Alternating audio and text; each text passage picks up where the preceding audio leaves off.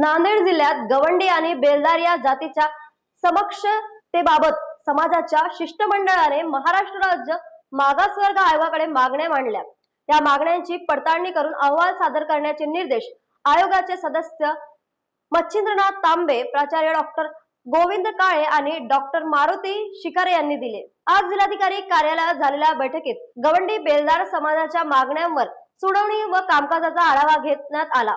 यावेळी जिल्हाधिकारी राहुल कर्डिले, निवासी उपजिल्हाधिकारी किरण अंबेकर, विविध तालुक्यांचे उपविभागीय अधिकारी, जात पडताळणीचे समितीचे अधिकारी तसेच गवंडी बेलदार समाजाचे शिष्टमंडळ उपस्थित होते।